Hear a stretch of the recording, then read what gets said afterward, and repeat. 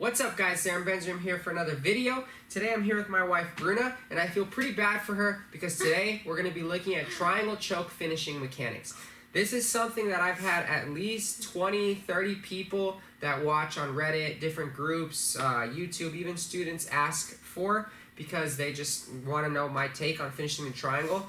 If you know me, you know that the triangle is one of my favorite submissions and I very rarely abandon it, so I'm going to try to talk about the triangle in depth and make it understandable and applicable for anybody of any body type, any age, any fitness level, because the triangle choke is very, very technical and it's something that you have to do correctly in order to see the results. So without further ado, let's get into it.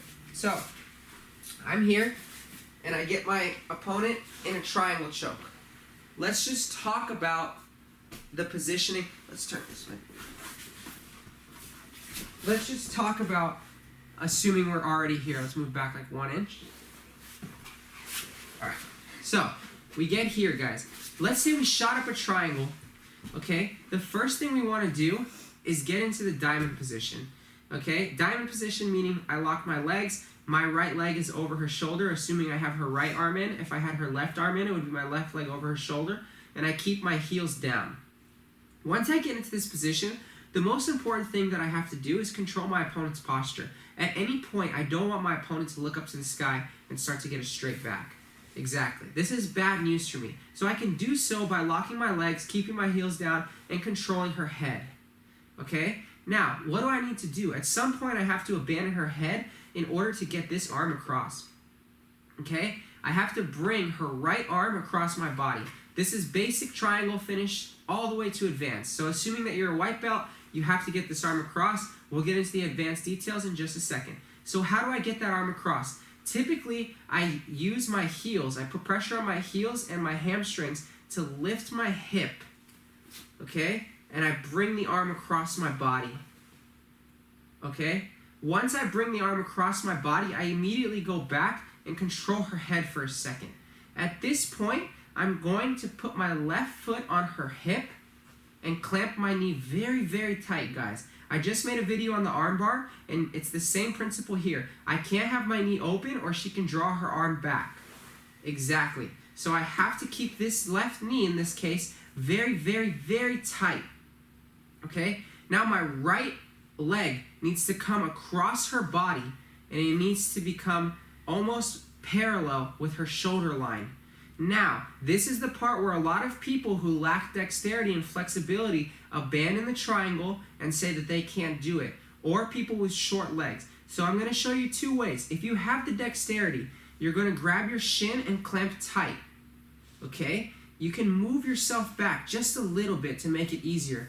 And now, I'm going to bring my left leg over, but not just yet. Because what I want to do is with my right hand, so my left arm is securing her posture and securing my leg in place. Now my right hand is going to go underneath the arm, guys. It's very important we go underneath the arm for the safety of our partners and because it can limit our mobility if we go over. If we go over the arm, we have different arm locks, right? So if I go over her wrist, I can actually start to attack the arm lock. But today's purpose is to break down the triangle. So my right hand is going to go underneath and I'm going to attempt to underhook her arm. Or preferably, I prefer very much if you're capable of underhooking her leg, okay? The purpose of underhooking her leg is to create an angle so that I look in her ear. Now, what's going to assist me in creating this angle is my left leg. I'm going to use my left leg to push and pull, okay? Now look, guys, the finishing mechanics from this position are going to be to pull her head towards me, so not down. I don't want to pull her head down. I want to pull it towards me, so this way.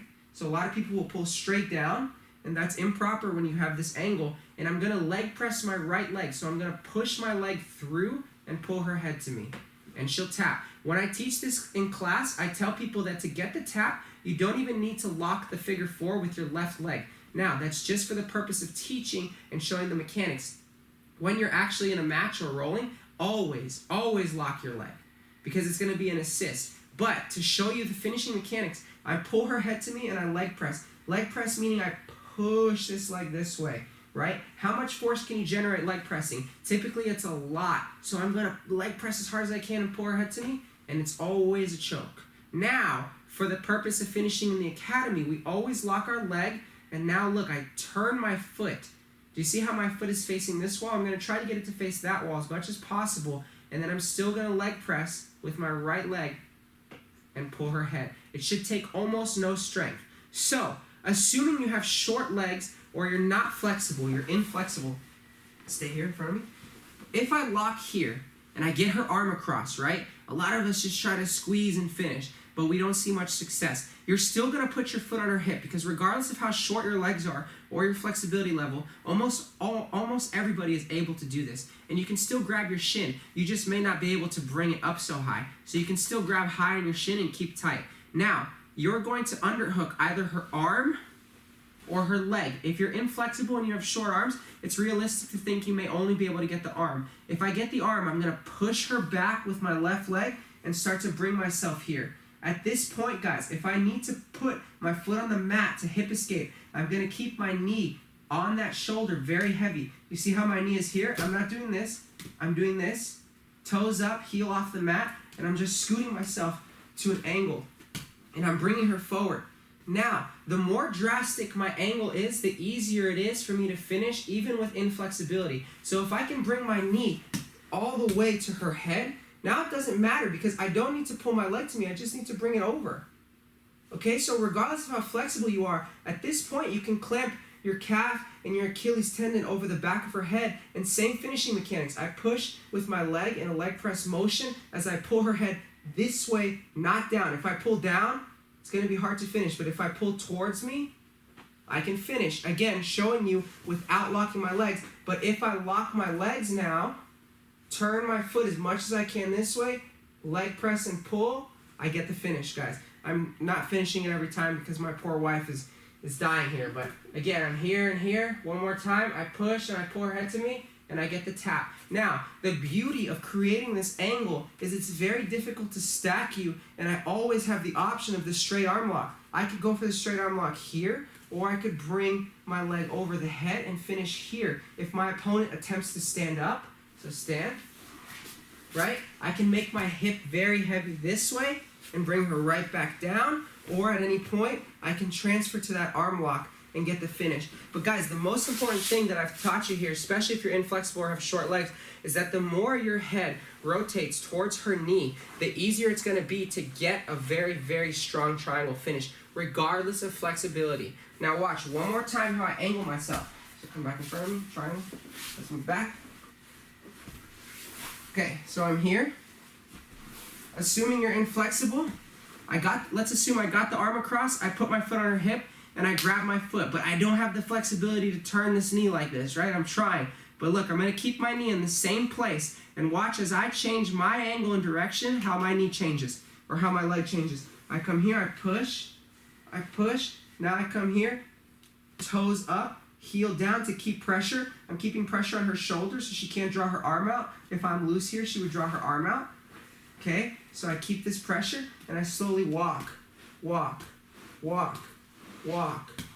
And now look, I never even moved my leg.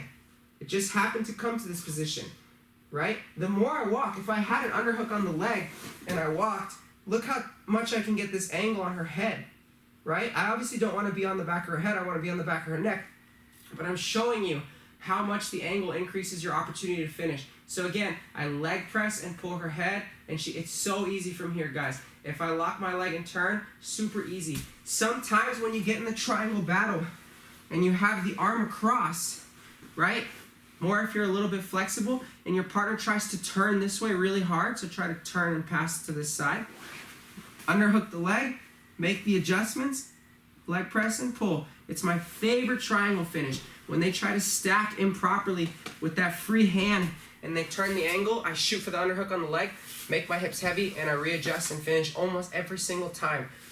So guys, this is a long-winded explanation to the basic triangle choke from basic all the way to advanced principles. I really hope that this helps people with shorter legs or that are more inflexible or just starting out jiu-jitsu, because I know when I was taught this, it was literally a game changer and it shaped the direction of my jiu-jitsu for years to come. Fortunately for me, I learned this as a white belt and it's something I've been implementing for 10 years, and I really hope you guys can do the same. If you have any questions on this position, because I was super excited about making this video finally, please leave a comment, shoot me a message, whatever it is, just let me know. I try to address it. I like to interact with you guys. If you like this content, guys, please like and subscribe. It really helps me out. And thanks so much for watching. Thanks to my wife, Bruna, for putting up with the pain. Well, guys, thank you so much.